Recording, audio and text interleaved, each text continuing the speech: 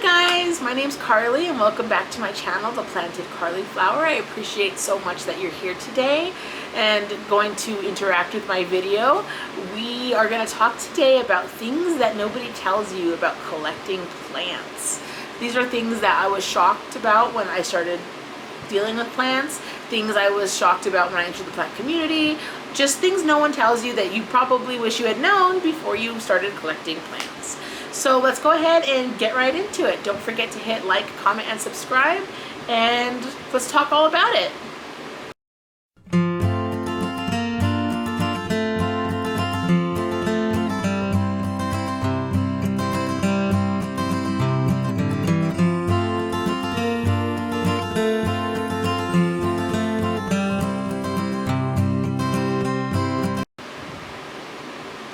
Okay guys, so today we're going to talk about things that things no one tells you about plant collecting.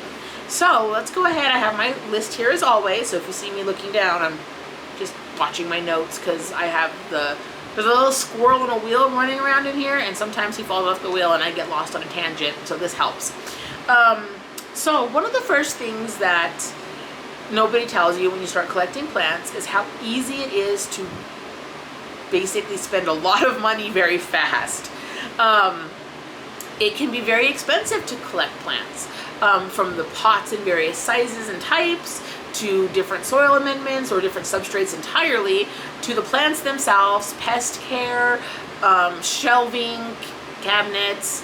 The cost is never ending if that's the route you want to go. Plant collecting can be very cheap and sustainable if that's the way you choose to do it, but it can also get out of hand very quickly.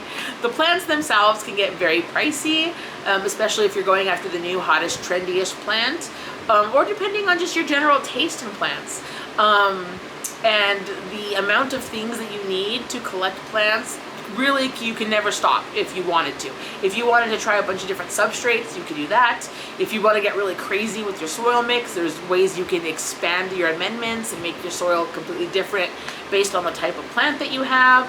It can get pricey, and I don't think people realize exactly. You think you buy a pot, you get some dirt, put the plant in the dirt, you give it a little bit of water. Well, some plants need distilled water, you need fertilizer, you need water meter. I mean, you don't need a water meter, but you know, there's things that you have to get and collect to adequately take care of your plants, and it can add up.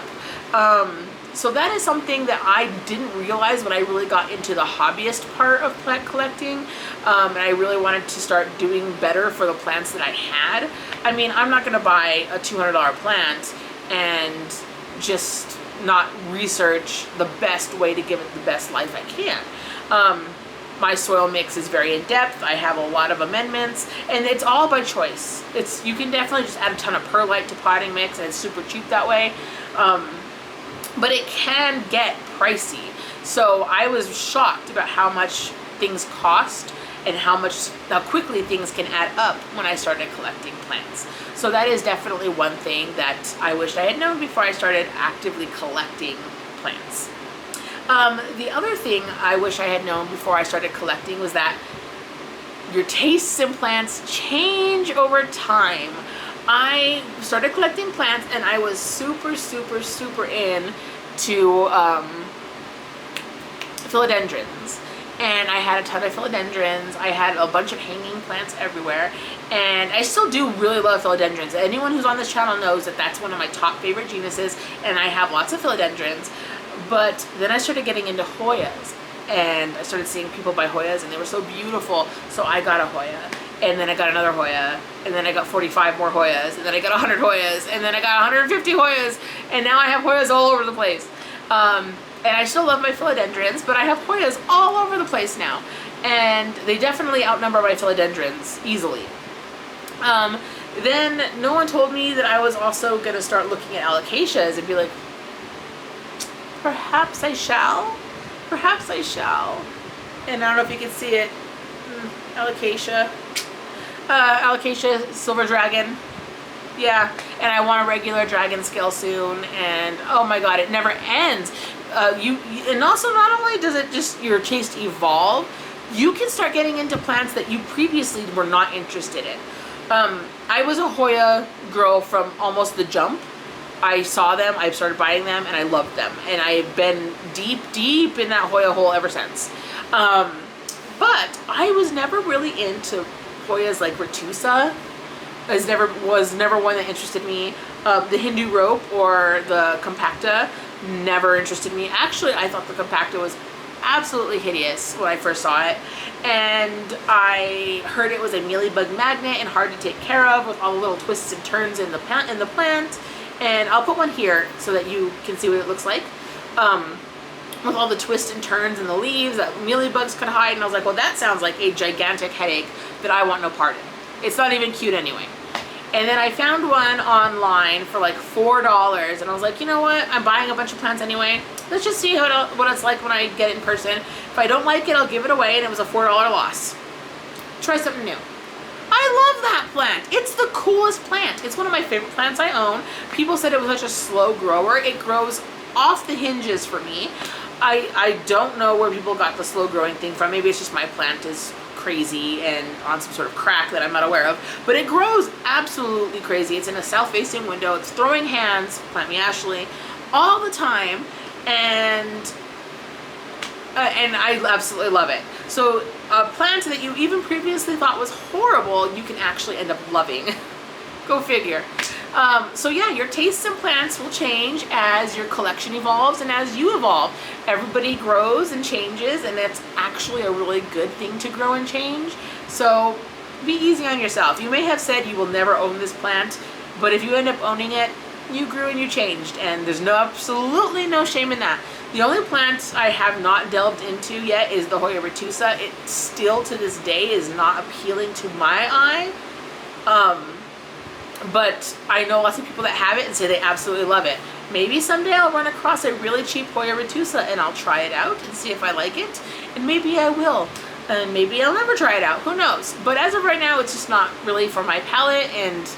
But yeah, your tastes in plants will change as you change and grow in your collection. So definitely remember that. I ended up getting rid of a lot of plants that I previously loved that I fell out of love with. And that's also okay too. It's okay to move on. It's okay to move on from a plant that you no longer get joy from. So don't feel bad about giving it away. That happens. It happens to all of us. Okay, so this is something I wish people had told me before I started collecting plants. And it's something I probably should have known because, duh, of course, every community and every collection and every thing like that has its ebbs and flows, but prices and plants, the trends change all the time. When I first started getting into the plant community, all I could hear it about was the Philodendron Pink Princess. Oh, the Philodendron Pink Princess. Oh, it's so coveted, it's so loved, it's so wanted, it's a top of the list for everybody. And then eventually I started hearing less and less about the Philodendron Pink Princess, and the price, which was in the 300s for a small plant, started coming down. And it's still a little pricey, but you can get one for a pretty decent price. The Philodendron silver, the silver sword, is it silver sword? I have one and I can't think of its name. But anyway, it's kind of like the silver version of the Pink Princess. Yeah, the silver sword, I believe it is. Yeah. Anyway, that's not the point. See what I mean about the tangent to the squirrel on the wheel? Anyway, so I have that plant, and it was like over $100 when I first saw it, and I really wanted one, but I was like, I'm gonna wait for the plant because it's so expensive. I'm gonna wait for the plant that I love. And I ended up getting one for $35 because I waited so long that the trends changed and the price came down. So there's something to think about. If you really like a plant that's super high and trendy at the time, give it a little while. In a year or less, a little more than a year, just depending on the situation, the price will probably come down, or you can find a really suitable trade to get that plant. Don't go bankrupt trying to buy the perfect plant, because first of all, the perfect plant don't exist. Secondly, there's ways you can get it without breaking the bank. You might just have to be patient. So yeah, there are ebbs and flows and trends and prices in the plant community. Who would have thought? So another thing I wish someone had told me, or I didn't know about when I first started collecting plants in a serious way, is that you can't use pre-made soil right out of the bag typically. I mean, you can, but over time it will probably rot your roots. It will compact down because there's nothing to keep it aerated and separated, and eventually it will smother the oxygen out of your roots, and your roots will rot. That's probably why I was having so many problems with my with my plants in the past. Probably because I was using the wrong kind of soil for that plant, and I did not know enough prior to joining the greater plant community that you can amend your soil to be more perfect for the plant that you're putting in it. You can add things like charcoal and bark and cocoa husk and perlite and pumice and lava rock, and you can just do away with that altogether and do pon or leca or straight cocoa husks. Like, there is a world of substrates out there that I had no idea even existed. I would put pre-made soil in a friggin' pot, put the plant in there, and then just hope it lived. So, yeah, you can actually tailor make your soil for the benefit of your plant. And I had no idea. I thought potting soil was potting soil was potting soil, and it was all the same stuff, and just put your plant in it and you're good to go. Oh no. Let's see here. Okay, another thing that I wish I had known before I started collecting plants was absolutely how much I was going to enjoy them, because I would have started collecting them a whole lot sooner. Plants bring me a joy on a level that I can't even describe. Plants help my mental and my physical health. I have to stay active to take care of them. They bring me peace and comfort when I care for them. It's so cathartic. Like, it's almost therapeutic to water my plants, trim leaves, clean the leaves, wipe the pots down. Like, it gives me pride in my home. I'm proud of how my home looks with all my plants and my care and how they're thriving. I am proud when I get new leaves on my plants. I'm proud when they get flowers. They bring me so much joy and so much entertainment that I can't even begin to describe how much it fills my heart with actual pure joy. If I had known how much happier I would be having an extensive plant collection, when I found the plant community, I probably had around 40 to 50 plants. Very minor. And now I mean, it was still a pretty good collection, don't get me wrong, but that was just because I loved plants, and I had no idea that I could get so much more joy. The more plants I get, the more joy I feel. I very, very rarely feel overwhelmed with their care. I look forward to their care. In many occasions, I've been so depressed I haven't wanted to do anything.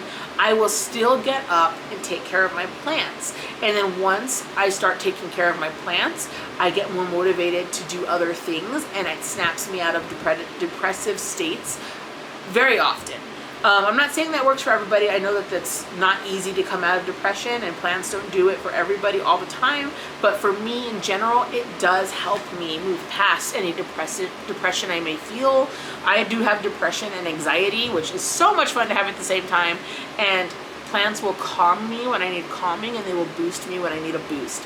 And the break that I have felt to my mental health since having a more extensive collection has been so amazing and welcome and overjoying, and I cannot thank plants enough for everything they've done for my mental health this year, especially during these times when everything is so hard and confusing in many ways. Plants bring me a comfort and a joy that I did not expect to feel. So definitely wish I had known that sooner, because I would have started collecting plants sooner. But that's all I got for you guys. Yeah, that is things I wished I had known before I started collecting plants. What are some things you wished you had known before you started collecting plants? Go ahead and leave me a comment down below, and we can discuss it together. We can get to know each other a little bit better. Definitely follow me on Instagram if you are also on Instagram, because I am very active on there in my stories and in my posts. I try to respond to everybody, and I definitely enjoy interacting with all of you, either here or there. Don't forget to hit like and subscribe so you don't miss any of my good planty content. I have a lot of really great stuff planned for you guys up in the future. And if you have any video requests, definitely let me know. I do have all of April planned out, but I'm not against shuffling some things around if there's something that you really want to see.